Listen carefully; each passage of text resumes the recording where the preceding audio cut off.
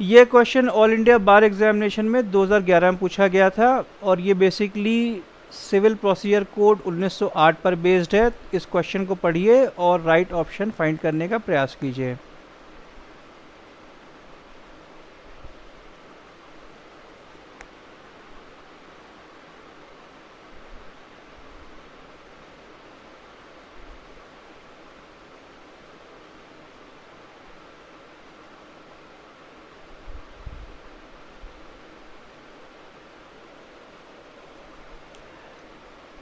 तो यहाँ पे प्रश्न ये है कि एक्स पार्टे डिग्री का मतलब क्या होता है।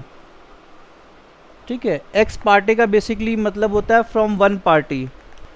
तो इसमें जज एक व्यक्ति की बात सुन करके ही ना अपना कुछ फैसला सुना देता है, दूसरे पक्ष को ना तो नोटिफाई किया गया और ना उसकी प्रेजेंस है। तो यहाँ पर दूसरे के पास नोटिस सम्मन पहुंचा कि नहीं पहुंचा नहीं ध्यान दिया जा रहा है। ठीक है, और दूसरे की प्रेजेंस या उसके वकील की प्रेजेंस नहीं है, फिर भी फैसला सुना दिया गया। तो जनरली ये होता क्या है ना, यहाँ पर देखो पहला ऑप्शन क्या लिखा है कि भैया प्लेंटिफ प्रेजेंट नहीं है कोर्ट का। ठीक है, और डिक्री पास कर दी है बेसिस ऑफ प्लेंट और डिफेंडेंट के आर्ग्यूमेंट्स। तो भैया एक बात है कि यहाँ पर प्लेंटिफ प्रेजेंट नहीं है लेकिन उसी ने वाद दाखिल किया है। तो अब प्रेजेंट कैसे नहीं होगा या उसका वकील कैसे नहीं होगा। दूसरा ऑप्शन है ये डिक्री पास हो गई बहुत सारे पार्टीज़ के खिलाफ और एक कॉमन ऑर्डर के तहत। भैया बहुत सारी पार्टीज़, ऐसा हो सकता है एक पार्टी की बात हो रही है, यहाँ पे बहुत सारी पार्टी के खिलाफ हो गया और एक कॉमन ऑर्डर निकाल दिया गया, उनको सुना ही नहीं गया। ठीक है, तीसरा ऑप्शन है कि भैया डिफेंडेंट या उसका वकील नहीं है और फैसला सुना दिया गया।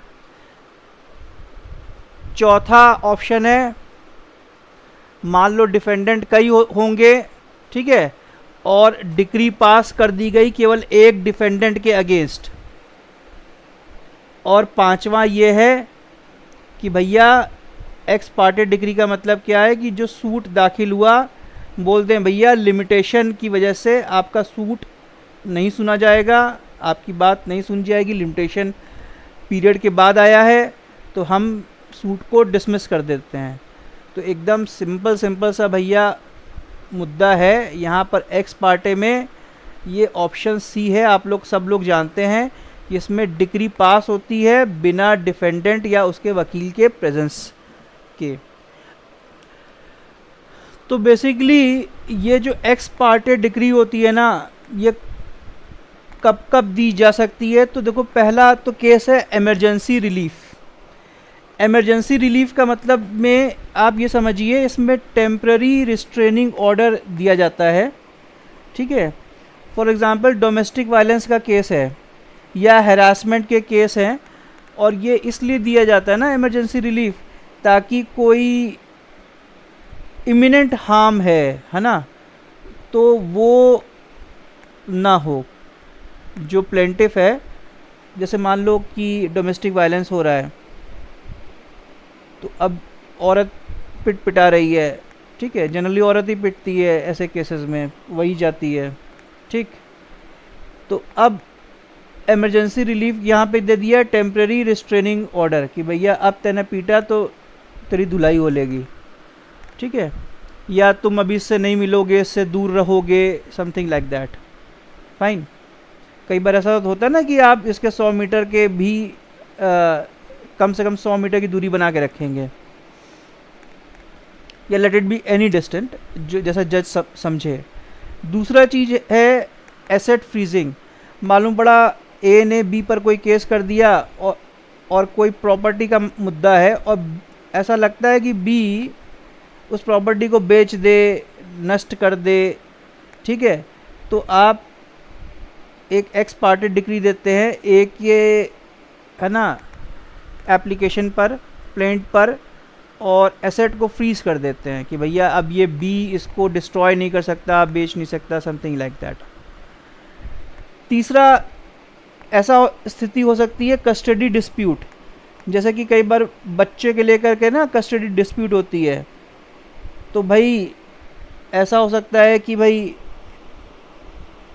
माँ बाप में से एक कोई बच्चा लेकर के विदेश चला जाए, अब क्या करोगे, यहाँ सुनवाई चल रही है, तो उस केस में भाई एक्स पार्टी डिक्री दी जा सकती है कि भैया बापू चला जाएगा, बच्चा लेके भाग जाएगा, बच्चा बहुत छोटा है, मम्मी के पास उसका रहना बहुत ज़रूरी है, ठीक है। तो ये कस्टडी डिस्प्यूट में इन सारी चीज़ को देखा जाता है। और बेसिकली जो चाइल्ड का फ़ायदा किस में है ना, अनलॉफुली कौन ले जा सकता है, ये सारे मुद्दों को देखते हुए एक्स पार्टी डिक्री दी जाती है। चौथा केस बेसिकली जैसे सिविल केसेस होते हैं ना, प्लेंटिफ ने कोई केस किया और डिफेंडेंट या उसका वकील आया ही नहीं, बार बार उनको प्रॉपरली नोटिफाई कर रहे हैं कि भाई कोर्ट में आ जाओ, तुम्हारे खिलाफ ये केस चल रहा है ना। तो there is a limit in civil cases कि भैया प्रॉपरली समन नोटिस सबको सर्व हो रहा है और डिफेंडेंट आ नहीं रहा है अपनी बातें कहने के लिए कोर्ट में, तो कोर्ट अब इनडेफिनेटली तो भाई रुकेगी नहीं, ठीक। सिविल केसेस में तो कोर्ट जजमेंट सुना देती है बिना डिफेंडेंट के आए या उसके वकील की प्रेजेंस के, और वो फैसला सुनाती है किसके पक्ष में, प्लेंटिफ के पक्ष में, ठीक है। तो ये जो चौथा केस है ना, ये बेसिकली सिविल केस से जुड़ा हुआ है, ठीक है, और इसीलिए ये जो ऑप्शन सी है ये करेक्ट है। Is this point clear?